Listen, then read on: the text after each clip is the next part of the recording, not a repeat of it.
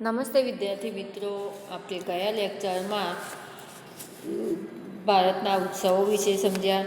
એમાં ભારતના ઉત્સવો પછી ગુજરાતના ઉત્સવો કયા કયા મુખ્ય છે તે જાણ્યું. હવે પછી વિદ્યાર્થી મિત્રો ભારતના મુખ્ય શાસ્ત્રીય નૃત્યો કયા છે તે જાણીએ. તો ભારતીય સંસ્કૃતિનું એક વિશિષ્ટ અંગ તેના શાસ્ત્રીય નૃત્યો છે.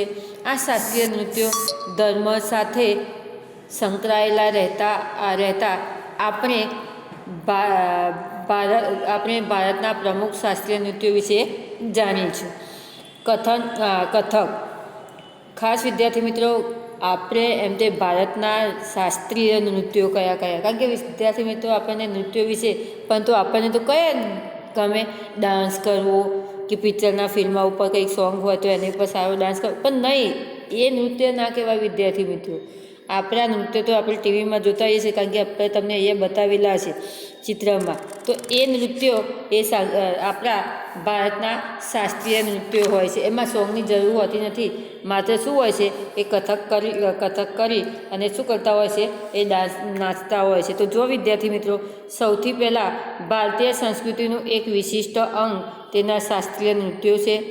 આ શાસ્ત્રીય નૃત્યો ધર્મ સાથે સંકળાયેલા રહેતા આપણે ભારતના પ્રમુખ શાસ્ત્રીય નૃત્યો વિશે તેને સમજીશું.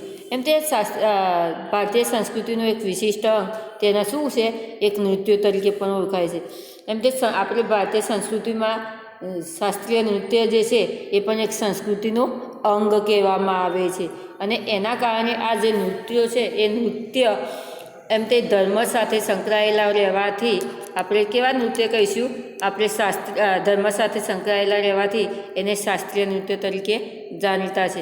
વિદ્યાર્થી મિત્રો, હવે આપણે વારા પરથી કયા કયા નૃત્યો છે એ નૃત્ય વિશે જાણીએ. તો કથક શબ્દ કથા પરથી ઉતરી આવ્યો છે. ખાસ વિદ્યાર્થી મિત્રો, આપણે જોવાનું છે કે કથક શબ્દ શાના ઉપરથી ઉતરી આવ્યો. કથક એક નૃત્ય છે. હવે કથક શબ્દ શાના ઉપરથી ઉતરી આવ્યો છે, તો કથા ઉપરથી ઉતરી આવેલો છે. કથાકાર પોતાના હાવભાવ અને સંગીતની સાથે કથાને અલંકૃત કરતા હતા.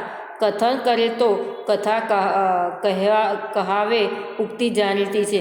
તો વિદ્યાર્થી મિત્રો, તમે અહીંયા શું કહે છે આપણને, કથન નૃત્ય કેવું, આપણને એમ થાય કથન નૃત્ય કેવું કહેવામાં આવે, તો કથન નૃત્ય કથા ઉપરથી કે કોઈ પણ ટોપિક હોય વિદ્યાર્થી મિત્રો, તો એ ટોપિકના આધારે હાવભાવ સાથે, તમે જોજો સંગીત હોય ને તો લાંબો હાથ કરી અને લોકો બોલતા હોય છે, કાં તો મોઢાનો ભાવ કંઈક અલગ જ બતાવતા હોય છે. તો આ રીતે હાવભાવ સાથે જે ટોપિક કહેવામાં આવે એ રીતે કથકનું નૃત્ય જે છે એ એમ તે હાવભાવ સાથે એમ તે કરવામાં આવે છે. તો આના કારણે શું કહેવામાં આવે છે, એને કથક નૃત્ય કહેવામાં આવે છે. કથક કરે તો કથક કહેવાય એ ઉક્તિ જાણીતી છે. તો કથન કરે તો કથક કહેવાય, કથન કરે તો કથક કહેવાય કે પોતે પોતાના હાવભાવ સાથે સંગીતથી અલંકૃત થઈ કે એમાં મસ્ત થઈ અને જ્યારે તે બોલે એટલે એને એ શું કહેવાય, એ કથક કહેવાય. ખાસ કરીને 15મી અને 16મી સદીમાં ભક્તિ આંદોલનના પ્રચારને કારણે ઉત્તર ભારતમાં કથકનો ખૂબ વિકાસ થયો હતો. એમ તે 15મી સદીમાં અને 16મી સદીમાં જે ભક્તિ આંદોલન, કારણ કે આપણે આગળ જોયા ભક્તિ આંદોલનો વિશે, તો એ ભક્તિ આંદોલનોમાં એમ તે વધારે પડતો સૌથી વધારે પ્રચાર થયો હતો. કથકના વિષયોમાં રાધા અને શ્રી કૃષ્ણની કથાઓનો સમાવેશ થાય છે. એમ તો કથક વિદ્યાર્થી મિત્રો, અહીંયા કોઈ સ્ટોરીના આધારે, કોઈ સ્ટોરી એટલે કે કોઈ પણ ટોપિક જે છે એ ટોપિકના આધારે એમ તે ભક્તિ કરવામાં આવી હોય અને ભક્તિની સાથે એને શું કરવામાં આવ્યું હોય, એને અલંકૃત થઈ અને એમાં મગ્ન થઈ અને જ્યારે એ સંગીત સાથે કરવામાં આવે તો એને કથક કહેવામાં આવે. અહીંયા કથકમાં એમ તે ઉત્તર ભારતનો કથકનો ખૂબ જ વિકાસ થયો છે. કથકના વિષયોમાં એમ તે કથકના વિષયોમાં કયો આવે છે, રાધા અને શ્રી કૃષ્ણ એમની જે રાસલીલા છે એનો વધારે સમાવેશ થાય છે. તો ખાસ વિદ્યાર્થી મિત્રો, કથક શબ્દ એ કથા પરથી ઉતરી આવેલો છે. કથક એ કથાકાર જે છે એ પોતાના હાવભાવ અને સંગીતથી કથાને અલંકૃત થઈ જાય છે. કથક કરે તો કથક કહેવાય, એમ તે એ ઉક્તિ જાણીતી છે. 15મી અને 16મી સદીમાં એમ તે ઉત્તર ભારતમાં કથકના વિષયોમાં રાધાકૃષ્ણનો વિષય ખૂબ જ જાણીતો હતો. મુગલ બાદશાહના સમયમાં કથક નૃત્ય રાજ દરબારોમાં રજૂ થતું, જ્યાં વિશિષ્ટ નૃત્ય શૈલીના રૂપમાં વિકાસ પામ્યું છે. એમ તે મુગલ બાદશાહોમાં, આ તો આપણી હિન્દુઓની વાત કરવામાં આવી, પણ મુગલોની વાત કરવામાં આવે તો મુગલોના સમયમાં એમ તે કથક નૃત્ય રાજ દરબારોમાં રજૂ થતું હતું. એમ તે રાજ દરબારો જે હોય તો રાજ દરબારોમાં તમે જોતા હશો તો અત્યારે કોઈ સિરિયલોમાં જે સામાજિક સિરિયલો હોય, જે ધાર્મિક સિરિયલો આવે તો એમાં શું કરતા હોય છે, આખું ગાતા ગાતા બતાવતા હોય છે. તો એમ તે મુગલોના બાદશાહના સમયમાં કથક નૃત્ય રાજ દરબારોમાં એમ તે રજૂ કરવામાં આવતા હતા. એ વિશિષ્ટ નૃત્ય શૈલીના રૂપમાં વિકાસ પામ્યું છે. આ કથક નૃત્ય જે છે એ વિશિષ્ટ એટલે જુદી જ રીતે એમ તે જુદા જ રૂપમાં વિકાસ પામેલું છે. 15મી 16મી સદી બાદ કથક પરંપરાઓમાં વહેંચાયું. આ પરંપરાને ઘરાના કહેવામાં આવ્યું. ખાસ વિદ્યાર્થી મિત્રો કે કથક નૃત્યને બીજા કયા નામ તરીકે ઓળખવામાં આવ્યું, તો કથક નૃત્યને બીજા ઘરાના નામથી, કેમ તે 15મી અને 16મી સદીમાં કથક પરંપરાઓમાં વહેંચાયું. કથક એટલે કે જે સ્ટોરી જે છે, રાધા કૃષ્ણની જે સ્ટોરી છે, કથા છે, કે બીજા જે ટોપિકો છે, એ શું થયું, અલગ અલગ ભાગોમાં વહેંચાયું. અને અલગ અલગ ભાગોમાં વહેંચાયું, આના કારણે એને કયા નામે કથકને કયા નામે ઓળખવામાં આવ્યું, ઘરાના તરીકે ઓળખવામાં આવ્યું. આ બે પરંપરાઓ જયપુર અને લખનઉમાં સમાવેશ થાય છે.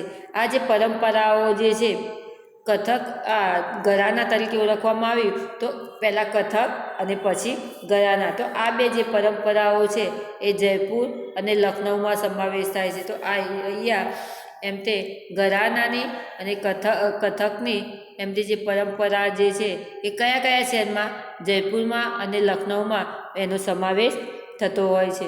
19મી સદીમાં અવધના નવાબ વાજિદ અલી શાહે પોતાના દરબારમાં કથકને આશ્રય આપી આ કલાને પુનર્જીવન આપ્યું હતું. એમ તે જ્યારે એ ઘરાના તરીકે ઓળખવામાં આવ્યું, આ જે બે પરંપરાઓ જે છે એ જયપુર અને લખનઉમાં ખૂબ જાણીતી, એમાં એનો સમાવેશ થયો.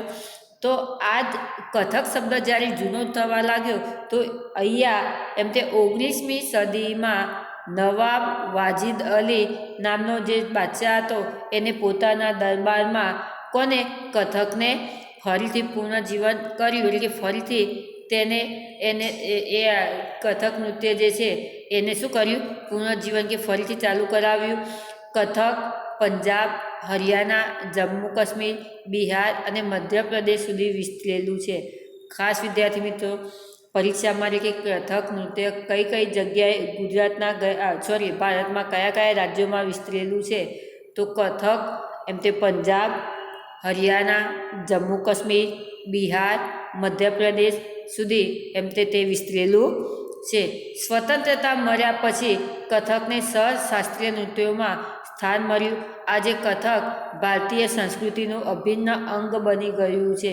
એમ તે જ્યારે આપણો દેશ સ્વતંત્ર થયો એના પછી કથકને જેટલા શાસ્ત્રીય નૃત્યોમાં સ્થાન મળ્યું છે. ભારતના જે નૃત્યો છે એ નૃત્યોમાં સૌપ્રથમ એને સ્થાન મળ્યું છે. તો આના કારણે આપણું જે કથક નૃત્ય છે એ સૌથી પહેલાં ભારતીય સંસ્કૃતિનું મુખ્ય નૃત્ય બની ગયું છે. કથકલી, અહીંયા કથક, હવે કથકલી. તો જો વિદ્યાર્થી મિત્રો, કથકલી એક કેરળની નૃત્ય પરંપરા છે. આ આપણી જે છે કથક, એ કથક ક્યાં હતું, ઉત્તર ભારતમાં રાધા અને કૃષ્ણની જે સ્ટોરી છે એના ઉપરથી એમ તે જે કથક કથાકાર હોય એ પોતાના ભાવ સાથે સંગીત કરે તેને કથક કહેવામાં આવે. પરંતુ કથકલી કોને કહેવામાં આવે, તો ખાસ કથકલી એ કેરળની નૃત્ય પરંપરા છે. તેનો શાબ્દિક અર્થ નાટ્ય વાર્તા થાય છે. કથકલી એમ તે નૃત્ય પરંપરા છે. જો અહીંયા આપણને બુકમાં પણ વિદ્યાર્થી મિત્રો બતાવેલું છે. અને આજે કથક તેનો શાબ્દિક અર્થ નાટ્ય વાર્તા જેવો થાય છે. એટલે એમ તે એ નૃત્ય પરંપરા છે અને તેનો અર્થ શું થતો હશે, શાબ્દિક અર્થ નાટ્ય વાર્તા. એમ તે નાટક પરથી બનાવવામાં આવેલું વાર્તા જે છે, નાટક જેવી વાર્તા, એને શું કહેવામાં આવે છે? કથકલી. એ નૃત્ય તો છે જ, પણ અહીંયા પહેલી જે કથક છે એ શું હોય છે? કોઈ કથાકાર જે છે એ હાવભાવ સાથે જે કથાને અલંકૃત તરીકે જે કથાને સમજાવે તેને કથક કહેવામાં આવે. જ્યારે કથકલી એ પણ એક નૃત્ય છે, પરંતુ જે નાટ્ય વાર્તા જે છે એ નાટ્ય વાર્તા પરથી એ નૃત્ય બનાવવામાં આવ્યું, એટલે એને શું કહેવામાં આવ્યું છે? કથકલી કહેવામાં આવેલું છે. અભિનય એ આ નૃત્યનો આત્મા છે. અભિનય, કારણ કે પોતાનો જ્યારે અભિનય કરતો હોય પરંતુ એમાં એટલો તલ્લીન થઈ જતો હોય તો એનો શું કહેવામાં આવે છે? આત્મા. એટલે કે કોઈ પણ કાર્ય વિદ્યાર્થી મિત્રો આપણે કરતા હોઈએ તો એમાં પોતાનો જીવ પરોવી અને જ કાર્ય કરતા હોઈએ, કારણ કે મન આપણું વિચાર ગમે ત્યાં હોય ને આપણે કાર્ય કરી શકીએ તો એ પોતે એ કાર્ય વ્યવસ્થિત થઈ શકે નહીં. તો આ રીતે અભિનય એ આ નૃત્યનો આત્મા છે. અભિનય, કારણ કે ગમે એટલું કરવા જઈએ વિદ્યાર્થી મિત્રો, પણ એ તમે જોજો એમના પહેરવેશથી માંડી અને એટલા સ્પીડલી કથકલી કરતા હોય છે કે આપણે એક કરી ન શકીએ. હા, ગમે એટલો એનો પ્રેક્ટિસ કરીએ, પરંતુ આ જે કથકલી નૃત્ય છે એ લોકો ખરેખર સારી રીતે કરતા હોય છે. તો અભિનય એ આ નૃત્યનો આત્મા છે. અભિનય, ખાસ વિદ્યાર્થી મિત્રો પરીક્ષા માટે કથકલી નૃત્યનો આત્મા કયો છે? તો અભિનય. અભિનય જે છે એ કથકલી નૃત્યનો આત્મા છે. અભિનય ઉપરાંત રંગભૂષા અને વેશભૂષા પણ ખૂબ જ મહત્ત્વની છે, કારણ કે વિદ્યાર્થી મિત્રો તમે એના કપડાં જુઓ, એનો પહેરવેશ જુઓ, તો અભિનયની સાથે એમ તે એના રંગભૂષા અને વેશભૂષા, એટલે કે એમનો પોતાનો શરીર ઉપરનો જે રંગ કરવામાં આવે તે, અને વેશભૂષા કે જે કપડાં ધારણ કરવામાં આવે તે પણ એના મહત્ત્વના કહેવામાં આવે છે. સાત્વિક, રાજસી અને તામસી ગુણો ધરાવતા પાત્રો મુજબની કલાકારોની રંગભૂષા હોય છે. એમ તે રાજસી અને તામસી ગુણો ધરાવતા પાત્રો મુજબની કલાકારોની શું હોય છે? રંગભૂષા હોય છે. પાત્રો બોલતા નથી, પરંતુ પોતાના હાવભાવથી જ અભિવ્યક્ત કરે છે. અહીંયા પાત્ર, આપણે કેમ નૃત્ય વખતે સોંગ કહેવામાં આવે છે, પરંતુ અહીંયા પાત્ર કંઈ પણ બોલતું નથી, માત્ર પોતાના હાવભાવથી અને અભિવ્યક્તિથી જ આખું નૃત્ય કરતા હોય છે. પ્રાદેશિક નાટ્યકાર 9મી તથા 10મી સદીમાં કુટિપાટ્યમ નામના સંસ્કૃત નાટક પરથી ઉતરી આવ્યો છે. એમ તે આજે પ્રાદેશિક નાટ્ય પ્રકાર જે છે આપણે એમ કહેવામાં આવે કે કથકલી નાટ્ય પ્રકાર શાનો છે? નાટ્ય વાર્તા ઉપરથી ઉતરી આવેલો છે. તો આ જે છે એ પ્રાદેશિક નાટ્ય પ્રકાર એમ તે 9મી અને 10મી સદીમાં કુટિયાટ્ટમ નામના સંસ્કૃત નાટક ઉપરથી આપણું આ જે કથકલી નૃત્ય છે એ શું છે? ઉતરી આવેલું છે. હવે મણિપુરી નૃત્ય એ પૂર્વ ભારતમાં આવેલ મણિપુર રાજ્યની ઓળખ છે. ખાસ વિદ્યાર્થી મિત્રો, કયું રાજ્ય કયા નામે ઓળખવામાં આવે તે? તો પહેલું આપણે કથક, એ કથા શબ્દ ઉપરથી, અને જે સંગીતની સાથે પોતે કથાનો સાર કહેવામાં આવે અને તેને કથક કહેવામાં આવે.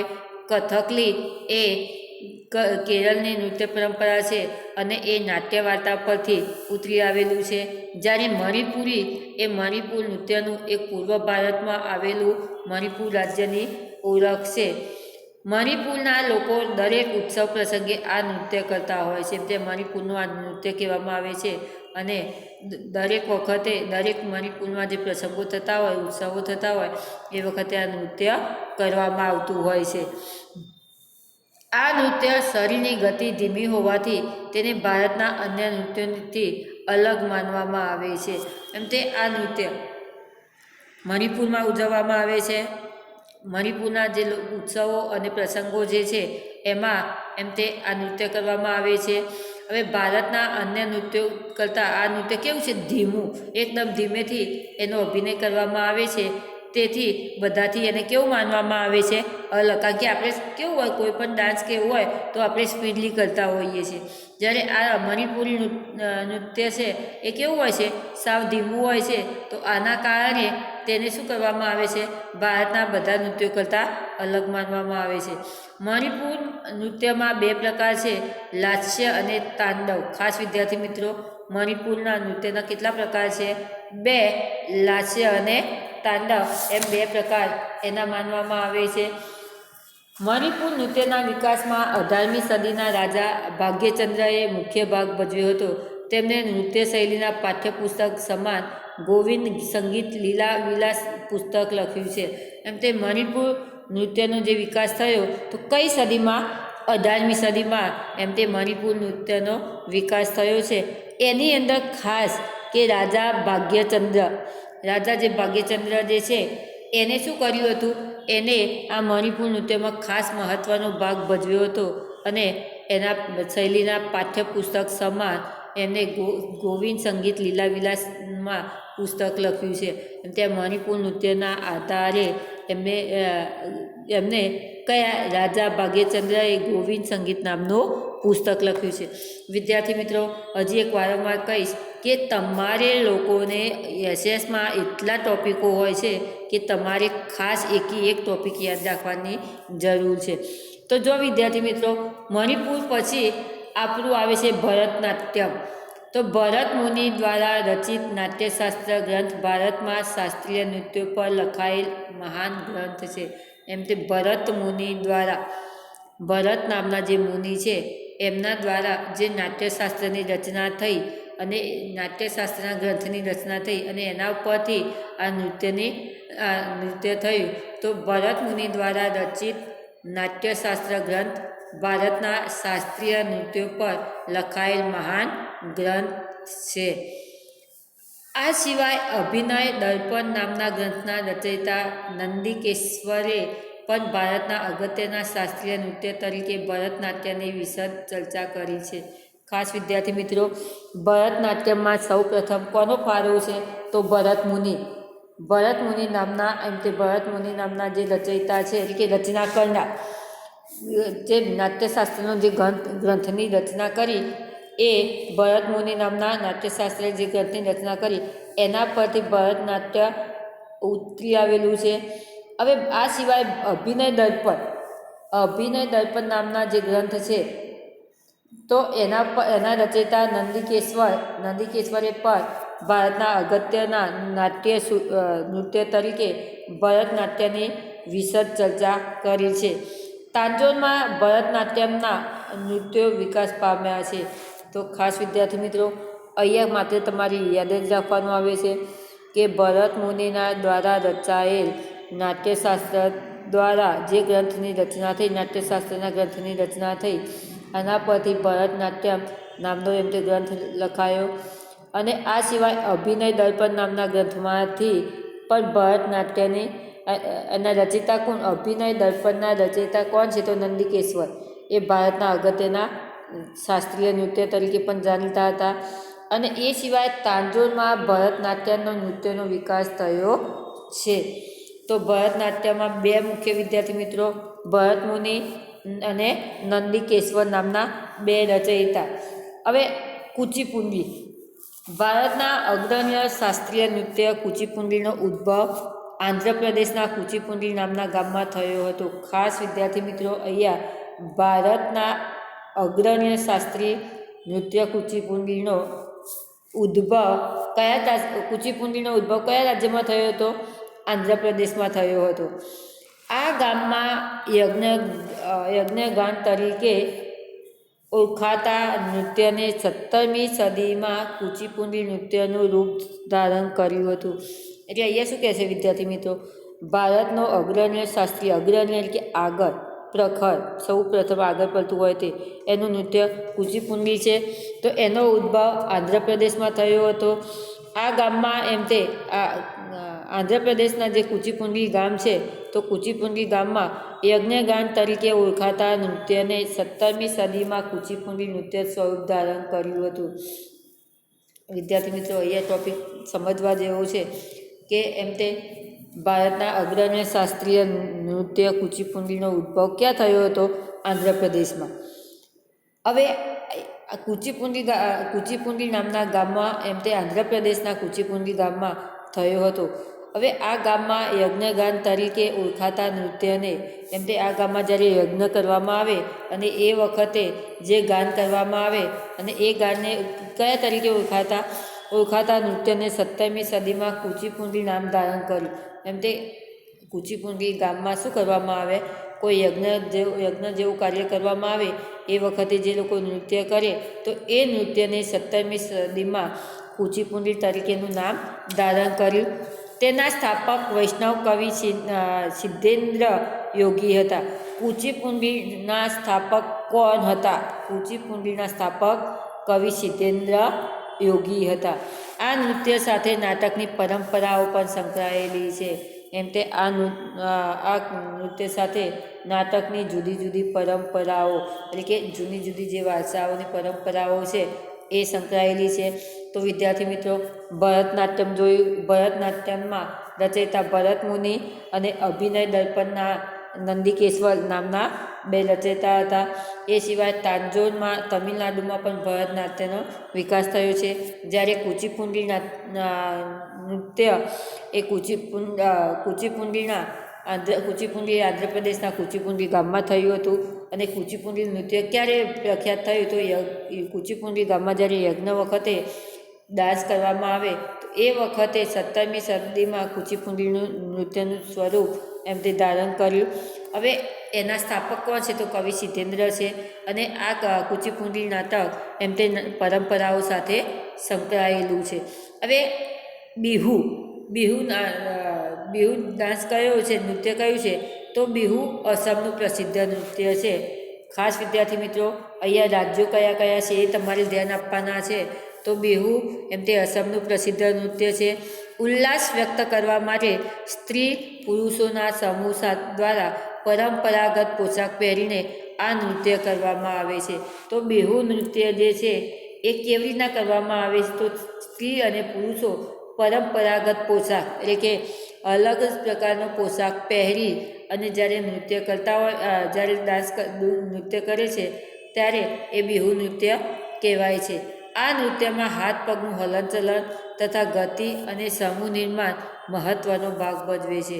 એમ તે બિહુ નૃત્ય છે એમાં હાથ પગનું ઝડપથી હલનચલન કરવા થાય છે. અને સમૂહ નિર્માણ એટલે કે વધારે પડતા ભેગા થઈ અને સમૂહમાં એનો શું કરવામાં આવે છે, અભિનય કરવામાં આવે છે. ઢોલ, પેપા એટલે કે ભેંસના શિંગડામાંથી બનાવવામાં આવેલ એક વાદ્ય એટલે ઢોલ અને પેપા એટલે કે એક વાદ્ય અને વાંસળી જેવા વાદ્યોનો ઉપયોગ દ્વારા આ નૃત્ય કરવામાં આવે છે. કારણ કે તમે જો કોઈ પણ એમ તે સંગીતના સાધનો વગર નૃત્ય વિદ્યાર્થી મિત્રો થઈ શકે નહીં. તો અહીંયા ઢોલ અને પેપા શામાંથી બનાવવામાં આવે છે તો એમ તે ભેંસના જે શિંગડા હોય એમાંથી એક વાદ્ય બનાવવામાં આવે એને પેપા કહેવામાં આવે. અને એના સાથે વાંસળી એટલે ઢોલ, પેપા અને વાંસળી આવા વાદ્યનો ઉપયોગ કરી અને બિહુ નૃત્ય કરવામાં આવે છે. મધ્યયુગના શાસ્ત્રીય નૃત્યોમાં નીચેના નૃત્યોનો સમાવેશ થાય છે: ભરતનાટ્યમ, કુચીપુંડી નાટ્યમ, કથકલી, મણિપુરી, ઓડિસી અને કથક. ખાસ વિદ્યાર્થી મિત્રો, ભરતનાટ્યમ તમિલનાડુમાં આવેલું છે, કુચીપુંડી આંધ્રપ્રદેશમાં, કથકલી કેરળમાં, મણિપુરી મણિપુરમાં, ઓડિસી ઓડિશામાં અને કથક ઉત્તર ભારતમાં નૃત્ય આવેલું છે. વિદ્યાર્થી મિત્રો, અહીંયાથી આપણે ખરેખર તમારે પ્રોજેક્ટ બનાવવો હોય તો બનાવી શકાય. પરંતુ આપણે જો સ્કૂલમાં પ્રત્યક્ષ રીતે હોય તો હું તમને પ્રોજેક્ટ બનાવવા પણ આપત, કારણ કે એના લીધે તમારું નોલેજનો વિકાસ થાય અને કયા રાજ્યમાં કયું નૃત્ય કેવી રીતના કરવામાં આવે છે તે. પરંતુ સંજોગો વસાત આપણે કુદરતી હોનારતમાં ઘેરાયેલા હોવાથી આપણે માત્ર એને શું કરવાનું છે, સમજવાનું છે અને ભણવાનું છે. પરંતુ વિદ્યાર્થી મિત્રો, એ તમને ખાસ કહી દઉં કે હજી પણ તમારે જેમ જેમ લેક્ચર આવે એમ બુકોમાંથી બુક ફરજિયાત વાંચવી કે જેથી કરી અને તમને નોલેજનો વિકાસ થાય. અને પ્રશ્નો લખવા બેસો એટલે બુકનો ઉપયોગ વધારે કરવો કે જેથી તમને વધારે ખ્યાલ આવે. કારણ કે 7માની બુક તમારી એસએસની બદલાયેલી છે એટલે જો ધ્યાન નહીં રાખો તો વિદ્યાર્થી મિત્રો ખાસ કંઈ ખ્યાલ આવશે નહીં. એટલે બુકનો વધારે પડતો ઉપયોગ કરો. હવે પછીનો ચિત્રકલા એટલે કે લઘુચિત્રો કોને કહેવામાં આવે, ચિત્રશૈલી કોને કહેવામાં આવે તે આવતા લેક્ચરમાં જોઈશું. ધન્યવાદ.